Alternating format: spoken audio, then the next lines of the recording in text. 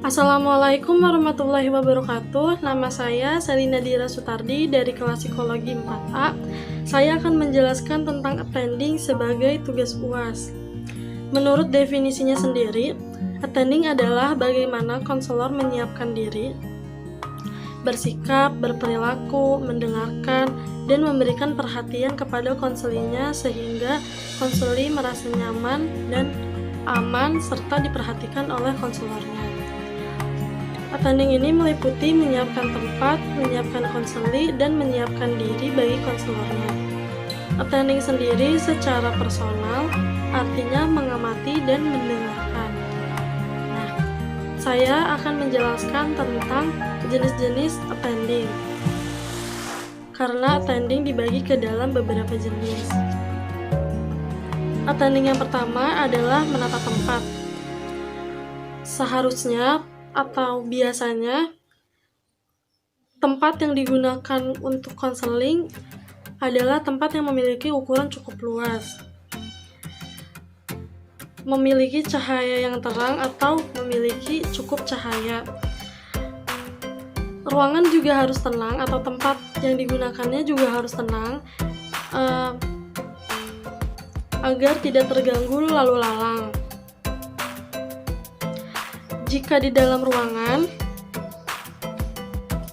dekorasi yang digunakan atau warna cat ruangannya biasanya atau disarankan menggunakan warna-warna yang kalem seperti krem atau warna-warna yang nude atau pastel. Tidak menggunakan warna-warna yang mencolok seperti merah karena dikhawatirkan akan menakutkan kliennya. Kursi yang digunakan penyamping tanpa meja seperti ini. Jika ada mejanya, diusahakan tidak mengganggu keeratan hubungan seperti mejanya ditaruh di hadapan kursi konseli dan konselornya agar konseli dan konselor memiliki hubungan yang erat. Selanjutnya, attending yang kedua adalah menyiapkan klien. Kesediaan konseli untuk terlibat sangat ditentukan oleh kesan pertama tentang konselor, seperti menyapa secara ramah. Contohnya, halo, apa kabar? Bagaimana kabar ibu atau bapak hari ini? Atau seperti selamat pagi, selamat siang, bagaimana hari ini? Apakah baik-baik aja? Ibu sudah makan atau bapak sudah makan? Seperti itu.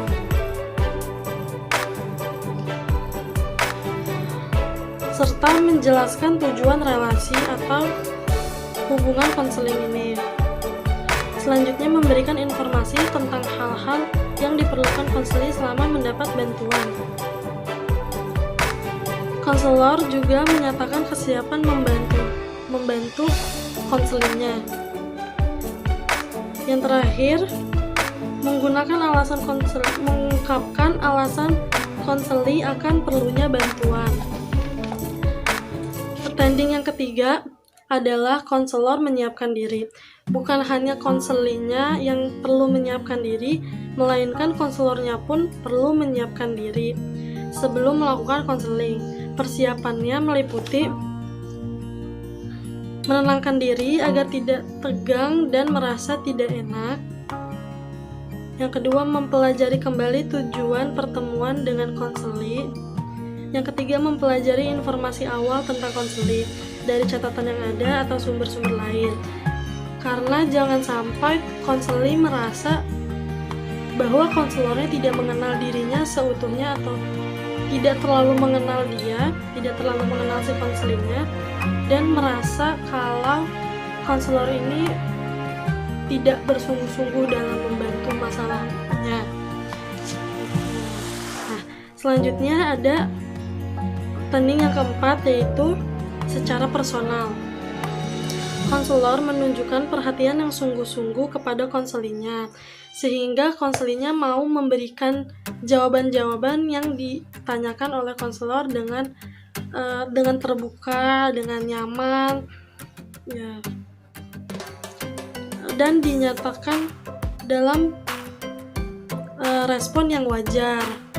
Nah, selanjutnya planning ini dinyatakan dalam perilaku konselor sebagai berikut, yaitu menghadapkan badan konseli dengan sedikit agar membungkuk.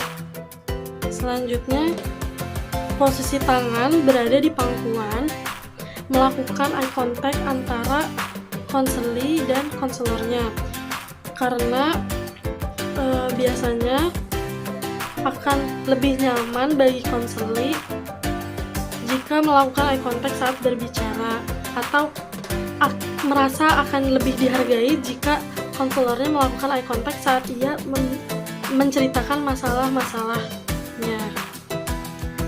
Karena dengan cara-cara yang tadi, konselor dapat mengamati konseli sepenuhnya.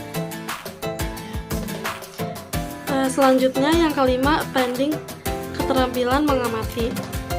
Konselor dapat memahami konseli dengan mengamati profilnya. Karena itu, keterampilan mengamati sangatlah penting bagi konselornya.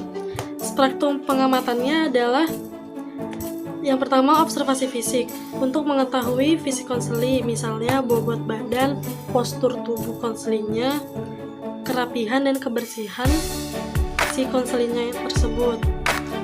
Yang kedua, observasi emosional. Untuk mengetahui perasaan konseli dan mimik muka, tindak tanduk, dan nada suara dari konseli tersebut. Yang ketiga adalah observasi intelektual. Untuk mengetahui persiapan konseli untuk terlibat dalam proses konselinya, misalnya dari ekspresi muka, tindak tanduk, dan respon verbal maupun respon non-verbal. Namun perlu diperhatikan dalam mengamati konseli, perlu diperhatikan beberapa hal berikut, yaitu apakah ucapannya sesuai dengan tingkah laku atau mimik mukanya, atau terdapat inkongruensi antara ucapan dan perbuatan atau mimik. Contohnya seperti bicara saya bahagia. Seharusnya kan orang yang bicara saya bahagia atau berkata saya bahagia harus disertai mimik wajah atau ekspresi yang bahagia. Tapi jangan sampai terjadi inkongruensi seperti contohnya berbicara saya bahagia dengan mimik muka yang sedih seperti ini. Saya bahagia, Bu.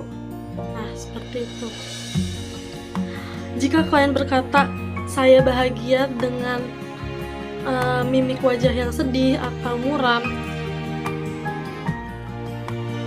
inkongruensi menunjukkan konseli ada dalam situasi gawat dan merupakan pertanda bahwa ada sesuatu yang tidak beres pada dirinya sehingga ia tidak jujur. Nah, selanjutnya attending yang keenam atau yang terakhir yaitu attending mendengarkan. Dengan mendengarkan apa yang dikatakan konselor dapat memahami konseli lebih dalam. Mendengarkan dalam konseling bukan hanya menangkap isinya, melainkan memperhatikan ucapan atau kata-katanya, nada dan tekanan suaranya, serta cara berbicara apakah tegas dan atau lemah lembut. Nah, ucapan atau kata-katanya yaitu untuk mengetahui isi atau perasaannya dia, perasaan si konselingnya, atau juga bisa untuk mengetahui pesan atau isi dari apa yang ia bicarakan. Kalau nada atau tekanan suaranya biasanya untuk memahami perasaannya. Nah, yang terakhir, cara berbicara atau apakah tegas atau lembut, yaitu untuk mengetahui energi dan suasana hatinya. Nah, selanjutnya, jenis-jenis attendingnya sudah saya jelaskan seluruhnya. Selanjutnya ada perilaku attending konselor, yaitu ada sekitar 5 aspek. Aspek yang pertama yaitu muka, ekspresi, dan matanya. Yang kedua, aspek kedua adalah kepala, seperti anggukan, gelengan, posisi tubuh. Yang ketiga, tubuh, posisi, jarak duduk, dan juga duduknya. Aspek yang keempat adalah tangan atau lengannya. Sebagai variasi isyarat atau sentuhan dan gerakan. Aspek yang terakhir, yang kelima, yaitu mendengarkan, sabar, dan memperhatikan atau perhatian. Nah, selanjutnya keterampilan dasar komunikasi konseling appending adalah misalnya merespon saat konselingnya berbicara, menceritakan masalahnya. Konselor akan menganggukkan kepalanya sebagai tanda mengerti atau menggelengkan kepalanya sebagai tanda tidak mengerti. Itu gerakan kepala atau ya gelengan dan anggukan merupakan bentuk dari bahwa konselor ini sungguh-sungguh mendengarkan konselingnya. Nah, konselor juga akan sesekali melakukan kontak fisik seperti menyentuh tangan jika diperlukan. Nah, perlu juga konselor melakukan pandangan mata yang lembut dan seperti yang sudah dijelaskan tadi, melakukan eye contact sebagai bentuk mendengarkan dari atau memahami dari cerita si konselor tersebut. Nah, sudah selesai. Mohon maaf bila ada kesalahan penjelasan karena saya juga sedang belajar. Maaf juga jika penjelasannya terlalu berbelit-belit. Ya, cukup dari saya. Sekian. Wassalamualaikum warahmatullahi wabarakatuh. Terima kasih.